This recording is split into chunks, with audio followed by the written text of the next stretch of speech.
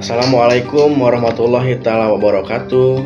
Saya Kakak Koswara, anggota PPK Kecamatan Kota Baru, Divisi Sosdikli Parmas dan SDM.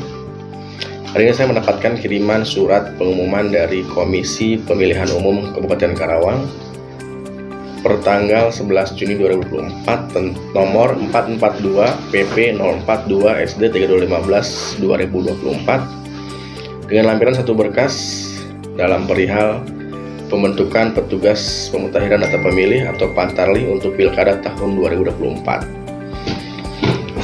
Kepada yang terhormat Ketua PPK se-Kabupaten Karawang, dasarnya peraturan pemerintah, PKPU, dan KPT 476 bisa dibuka kembali, kemudian ada KPT 638. Atas dasar tersebut, bersama ini kami sampaikan agar Bapak Ibu memerintahkan panitia pemungutan suara atau PPS di wilayah kerja masing-masing untuk melaksanakan pembentukan petugas pemutahiran data pemilih atau Pantarlih Pilkada tahun 2024 sesuai dengan panduan pembentukan petugas pemutahiran data pemilih sebagaimana terlampir. Demikian Ketua KPU Kabupaten Karawang, Ibu Mari Fitriana.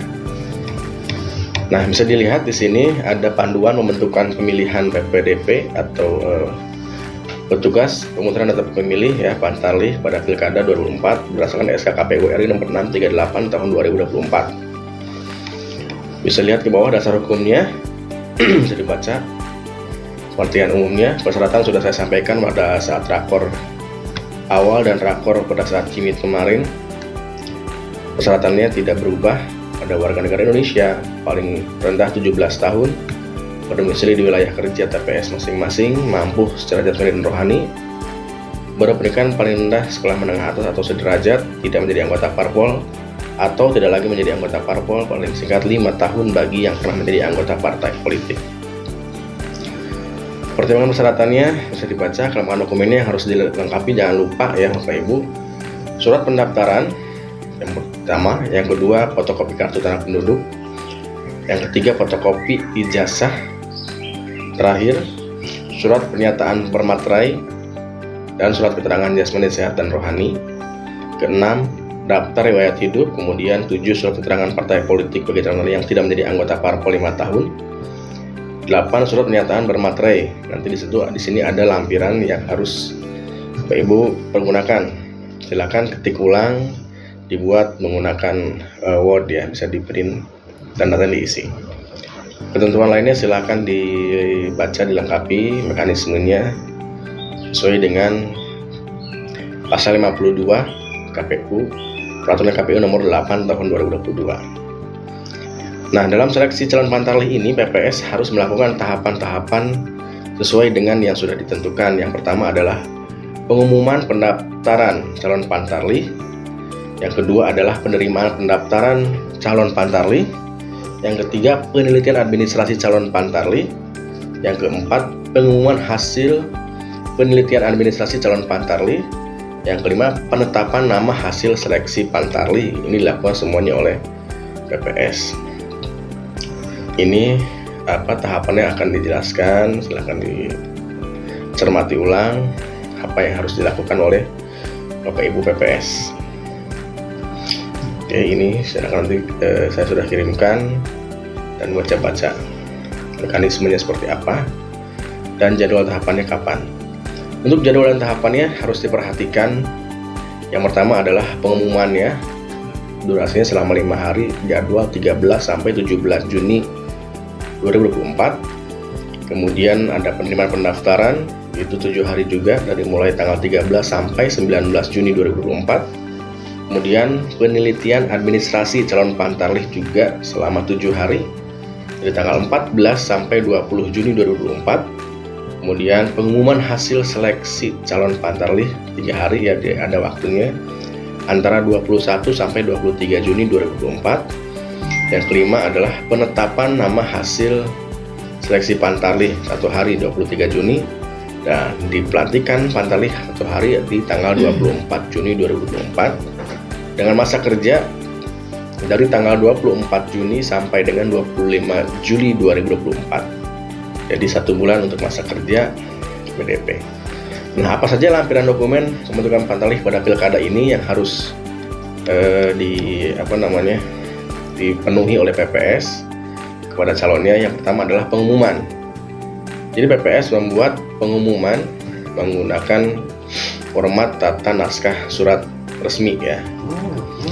Panitia pemungutan suara desa, silakan isi desa masing-masing, pengumuman nomornya berapa, bisa dimasukkan ke dalam daftar surat keluar. Kemudian tentang seleksi calon petugas sementara pemilih, diisi desa, kecamatan, ya.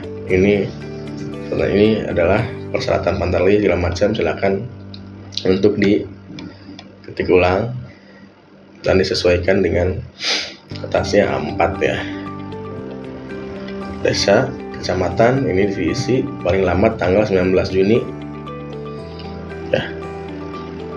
Alamat kontaknya berapa. Nah, ini di Karawang tanggal berapa bulan Juni, sesuai dengan tahapan ya. Semuanya sesuai dengan tahapan. Atas nama KPU Karawang, Ketua Panitia Pemungutan Suara desa apa, ketuanya sedangkan tanda tangan dan dicap. Itu untuk pengumuman ya. Nah, ini silakan juga dibuatkan, ini yang dibuat oleh calon pantarlih ya, ada surat pendaftarannya sebagai calon pantarlih, kelurahan mana, desa mana ya, kecamatan apa.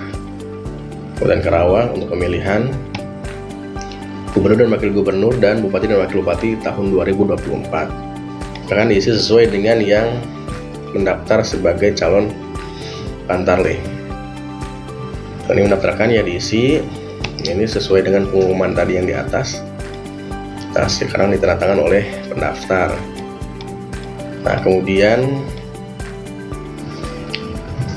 surat pernyataan yang harus diisi oleh calon pantarlih. Jadi ketika mendaftar silahkan siapkan formulir ini. Yang pertama tadi surat pendaftarannya ditandatangan, kemudian pernyataannya juga ditandatangan. Ini diisi datanya.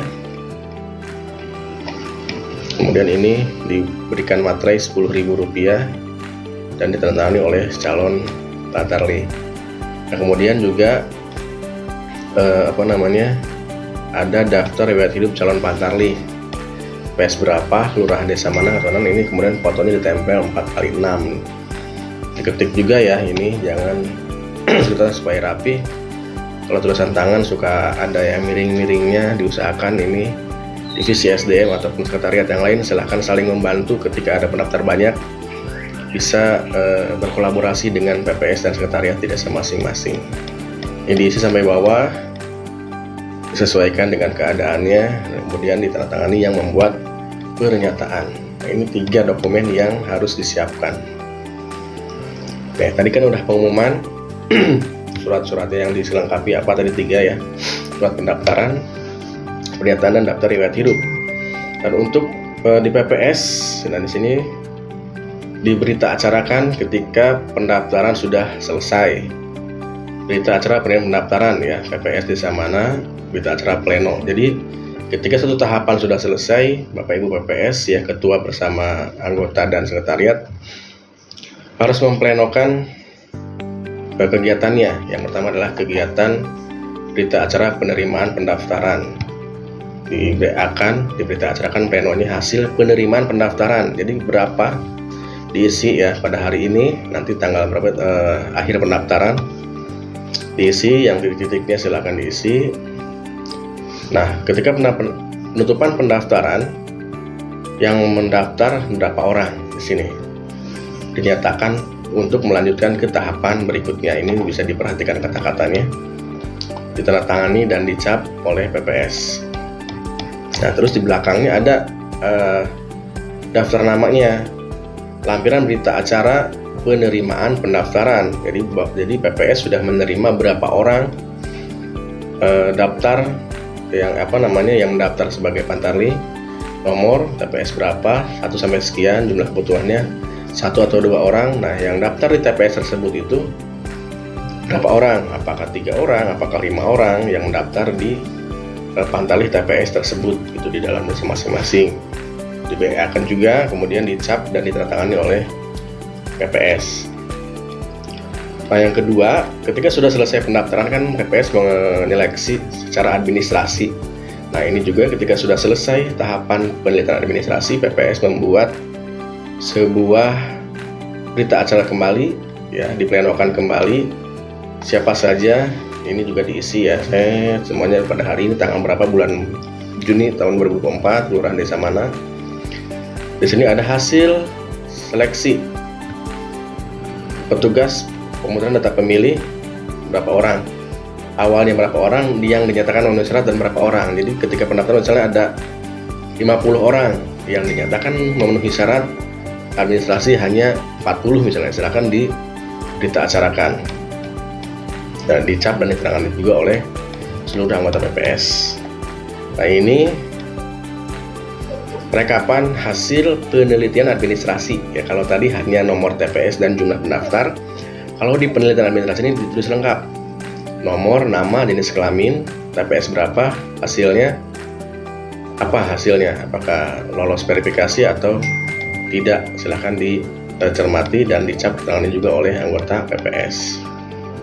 Nah, kemudian setelah diplenokan, PPS wajib mengumumkan hasil penelitian administrasi Pantarlih.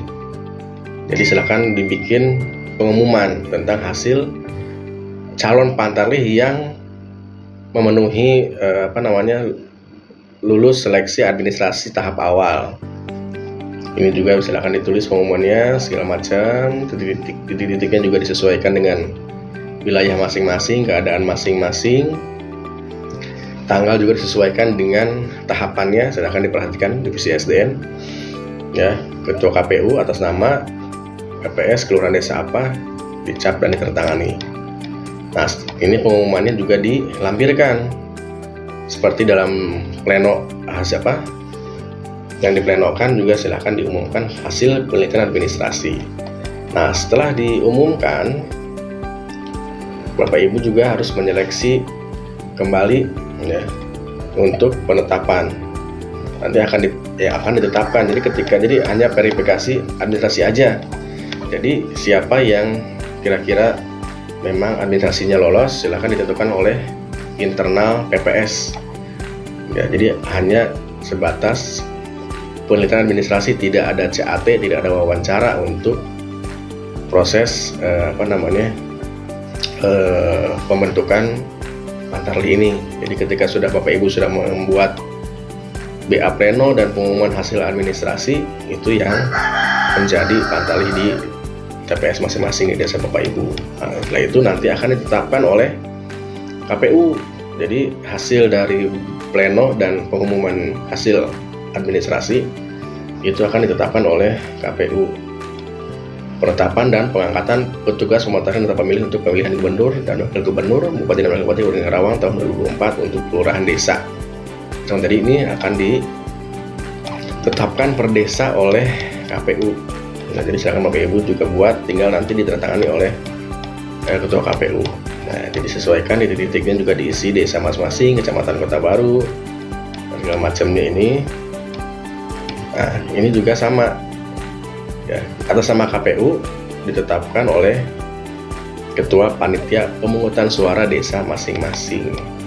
Nah, kemudian juga lampirannya juga disesuaikan nomor berapa penomorannya, jadi dibuat ekspedisi atau rekapan yang ada di PPS masing-masing. Nah, ini penetapan dan pengangkatan petugas pemutahiran data pemilih. Nah, ini silahkan juga, ini yang sudah fix ditulis kembali. Kalau ini TPS berapa, silahkan diurutkan dari mulai TPS nomor 1 sampai ke terakhir. Ini juga sama atas nama KPU, ketua PPS tanda-tangani desa dan tanda-tangani dan dicap nama lengkap. Oke, itu mungkin penjelasan keputusan pengumuman KPU yang dikirimkan. Mudah-mudahan kita selalu dilancarkan dalam setiap tahapan, tetap sehat dan tetap kompak selalu dalam pelaksanaannya. Titip selalu baca KPT KPU ya, keputusan ataupun tahapan-tahapannya supaya kita bekerja dalam koridor atau rel yang benar. Jika ada pertanyaan silahkan hubungi call center BPK Kota Baru atau bisa hubungi saya di Kadif Sosidik Parmas SDM di PPA Kota Baru. Terima kasih. Wassalamualaikum warahmatullahi wabarakatuh.